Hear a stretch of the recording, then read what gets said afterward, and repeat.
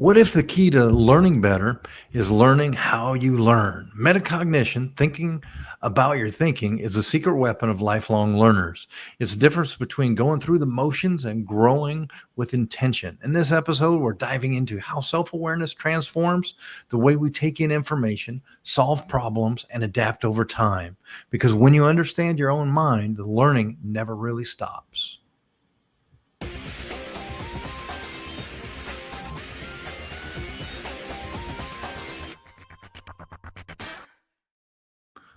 So this is George Hanshaw. I'm here with Craig Brewer, and we're going to talk about learning and being a lifelong learner. And we thought it's a great time to bring up Malcolm Knowles, his theory of andragogy or andragogy, whichever way you prefer to pronounce it. Somebody in the comments let me know which one is preferred, because I've heard it both ways.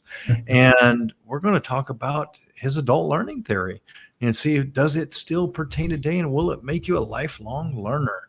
Craig, welcome. What do you think? Thank you, George. This is it, as we develop curriculum for adult learners at LAPU, this has been front and central for us. And so I'm excited to talk about the topic. But I think some of the things from Knowles that I've really taken away is just this notion about adults being self-directed, bringing experience to the learning, being goal-oriented, being relevancy-oriented. Adults want to know, if you're teaching me a concept or a principle, how am I going to apply that in the workplace tomorrow? And Right. They ultimately want to know. You have to give them a rationale. I can't just say, "Hey, this is important to learn." The adults want to know, why do I need to learn it? And they're very intrinsically motivated to achieve. And so I think as we've developed curriculum, George, and we've partnered together to do it, this is one of the theories that we've looked to say, hey, how are we developing our curriculum? Are we doing it in a way that's bridging the gap between theory and practice, right? And one of the ways I do that with our curriculum is we have faculty who aren't just researchers, who aren't just studying the theory. The faculty that we hire are practitioners. They're doing the work. And the feedback from our students is they really appreciate that, because the faculty can say, here's the theory, and then here's the experience, and this is what this looks like practically. Yeah, that is so important. This is what it looks like in the wild, as they say. Yes. And you know what's kind of funny about that? Because you made me think. So I was an adult when I went back to undergrad school. So I'd spent 8 years in the Air Force, and I was already, I think, 10 years into my career with Lockheed Martin. And when I went back to school, I didn't realize it then until I learned more about Malcolm Knowles and that his theory. But I felt like I was like, man, I had some really internal conversations with myself if this was worth it. Yes. Because I was like, man, how do I apply this? I mean, great. Yeah. Okay. You know it, but I need to be able to put this into work. I need to go into work tomorrow and be able to do something cool with whatever I'm learning. So that's so important. And I didn't realize that until I started to learn more about Malcolm Knowles and all that, his theory about andragogy or adult learning theory. And you're not alone in that, George. I taught a lot of veterans over the years, and my experience is, if they're a veteran, they're coming back and they've been in combat and they're sitting in a classroom, if it's pie in the sky in theory, they're much more apt to say, why are we learning this? So in my experience, it's even more critical to tie where the rubber meets the road, so that they feel like they can take and do something with it, George. They don't want to waste their time and just sit there hearing about a theory. They want to know, how do I apply it? Yeah, and I love that, because you said also part of his theory is that adults come with experience, and they do, and they want to connect it to that. And I think it was episode 2 we talked about how to learn better. It might have been episode 1, but connecting with that previous experience helps people learn better at the same time. Absolutely. One of the ways I would do that, George, when I was working, I had a class of mostly veterans for a number of years, and I would always do group work. I'd talk about a theory, I'd provide an example, and I'd say, I'm going to learn from you all. You're going to teach me. I don't know. And this is, again, the lifelong learning thing. Right. I'm going to learn from you all. And so they would meet in a group and they would share out. And I was always learning, George, because I didn't understand a lot of the different roles that they had played in the military and what they'd accomplished and what they'd achieved. and they would be able to share the stuff. And I was just felt like I was learning more than anybody else in the class. That speaks to your lifelong, your ability to be a lifelong learner, because none of us know everything. Nobody does. We may have ran into that person a couple of times, but generally it's a short conversation. Yes. But that's brilliant how you could do that as a professor, that you could kind of flip that script and say, hey, let's build this. That kind of goes back into when we were talking about the different learning theories, constructivism, where you construct your knowledge. And that's one way to construct. That's so cool. So lifelong learning, so far we've talked about, Noel, self-directed, come with experience. So for our listeners out there, to be self-directed means to follow what you want to learn, kind of be intentional about it. There we go. That's a better way of putting it. Be intentional. We talked about intention in episode 7 when we talked about grit. We talked about intention and stick-to-itiveness.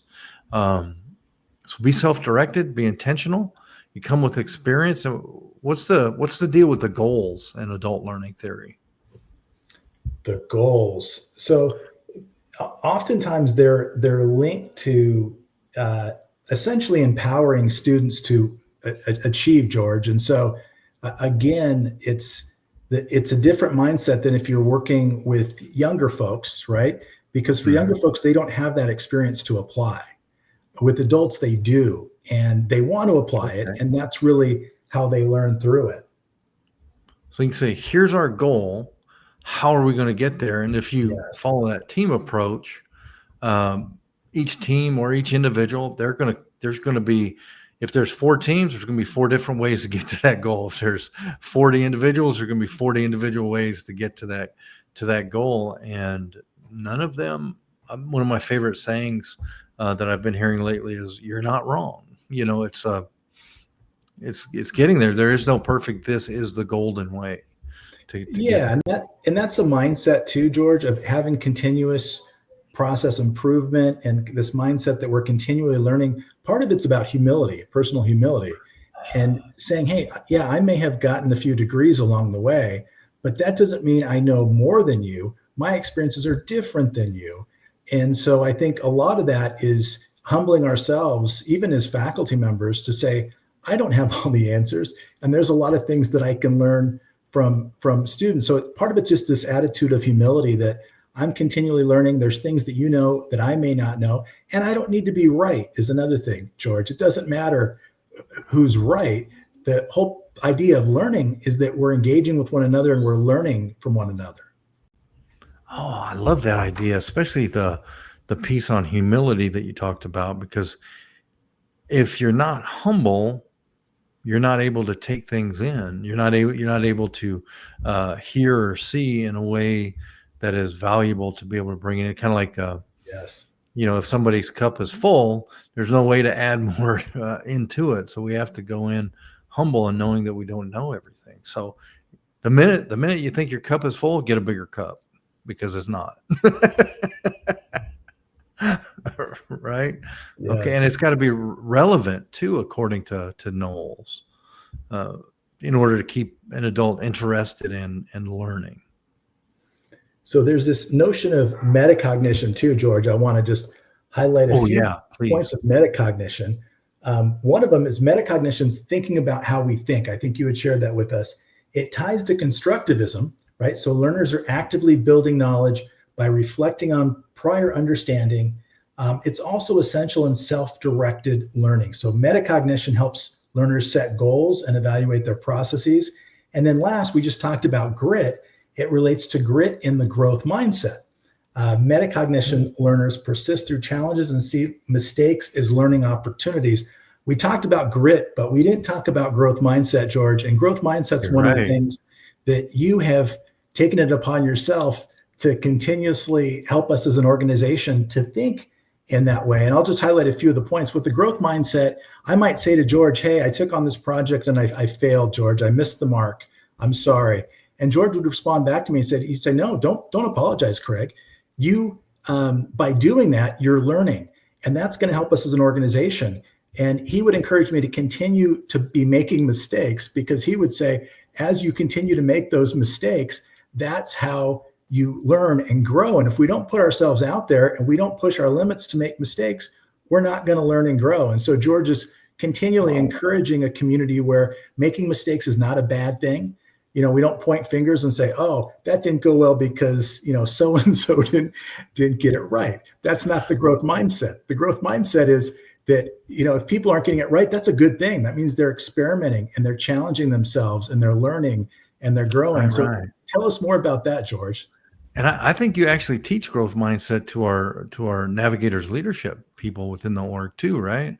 And Yes. that's so important, because as you say, if we're afraid to make mistakes, so think of it like I like to think of it like you're in a sport, your favorite sport, whatever it may be. If you're afraid of making a mistake, you're never going to make that amazing shot because you're too tense. It often becomes that self-fulfilling prophecy. So that's super easy just to take off the table. Say, yeah, you know what? Yeah, I'm going to make a mistake. Just like in our conversation, I was fiddling around with my microphone. I pulled a wire out and it put me on mute, right? So let's cut that out. Okay, mistake. But once you not only, one thing that we did, and maybe we want to bring this back, I don't know. We used to celebrate that. We used to have actual awards each quarter, and one of them was great idea, it just didn't work. And then so in other words, we would be curious. So that's one thing that I think lifelong learners really are, is we want to go in with curiosity rather than judgment, because it's really easy to judge, right? It's really easy to judge. And one thing that I noticed that you do amazingly well, Craig, is you're naturally curious and you don't follow the normal path when something happens that a lot of others do. This didn't work. Okay, well, not doing that anymore. Well, why didn't it work? Because the path still may be valuable. We just need to adjust our inputs. I love how you kind of do that, and how we've had those conversations where you've helped me out in the past as well, to kind of rethink how we move things. So really for us, for lifelong learning then, is just being curious and let go of that stigma of mistakes. Yeah, I think being curious, George, and then postponing judgment. Postpone judgment. Yes, thank you. You can do both of those. If you can be curious and want to learn more, but don't allow yourself to go to judgment, right or wrong. Just be curious and be open and think of it that way, because it's our natural tendency to go to a judgmental place where we say, okay, this worked or it didn't, right or wrong, black and white. But with the growth mindset, that's not the approach. The approach is, hey, we're learning through all these different mistakes. And so let me postpone judgment and just be with it and think it through. And like you said, George, don't make a quick decision to say, oh yeah, we're not going to do that again. Instead say, well, let's look, what did we learn? What can we take from this? And then how do we tweak it or adapt it? I think that's always my mindset, George, is always, okay, this may not have worked this way. That doesn't mean we throw it out, right? That's, we don't throw out the baby with the bathwater. That's the common phrase that we hear, right?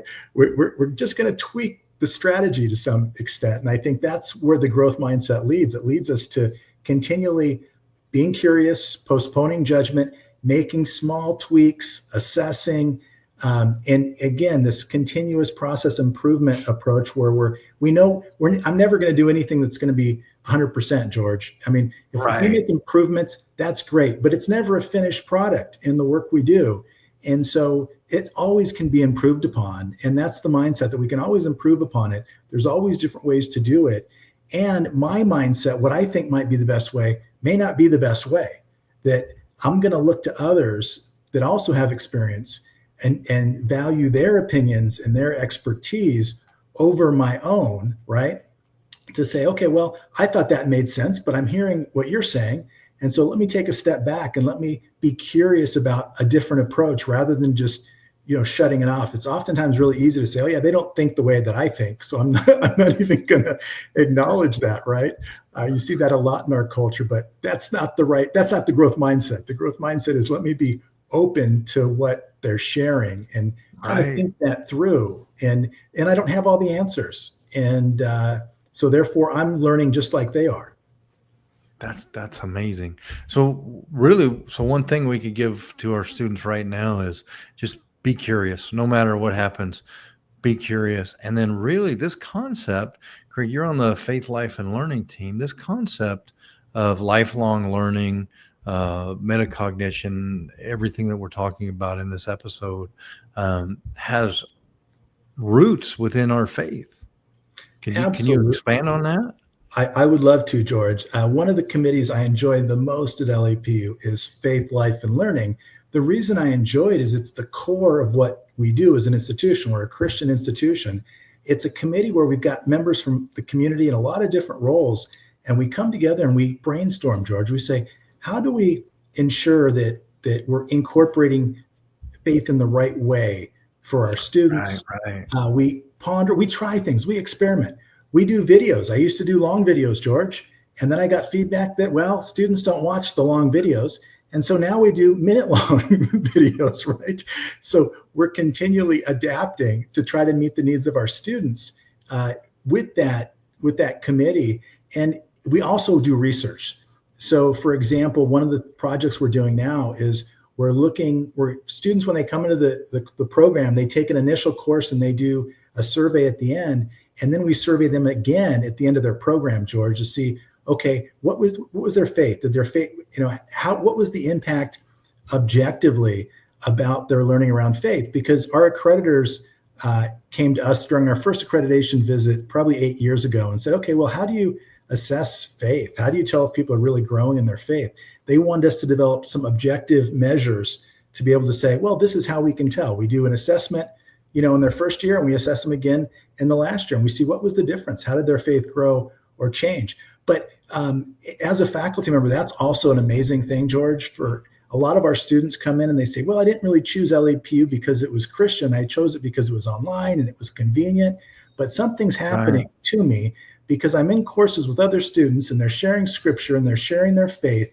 And then I'm reading these. So all these different ways that we integrate faith at LAPU ultimately has an impact on our students. And part of that committee too is this idea that we're all lifelong learners, that we're never going to reach, a point where we say, okay, faith, life, and learning, we're done. We've accomplished our goal. It's continuous process improvement, and it aligns with scripture too. And I think part of it is the folks that are on that committee are also working in their personal lives, involved in ministry and working on their sanctification. And so from a Christian worldview perspective, sanctification is at the point at which we become a believer, we're never done while we're on this earth. That we become saved, become believers, and then now God's going to be working in and through us to make us more into the image of Jesus Christ. And that's not going to happen.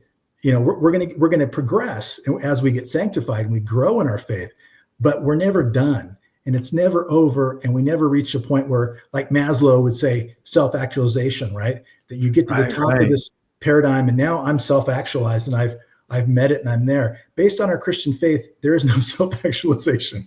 We're broken sinners. God's going to continue to do a work in our lives till our very last day here, and we're not going to be perfected until we're in the kingdom of Christ. And so it's really about a journey, and I think that goes beautifully. That aligns beautifully with LAPU's mission on continuous process improvement and continually learning and having that growth mindset that we're never quite there, George. We're never working on it.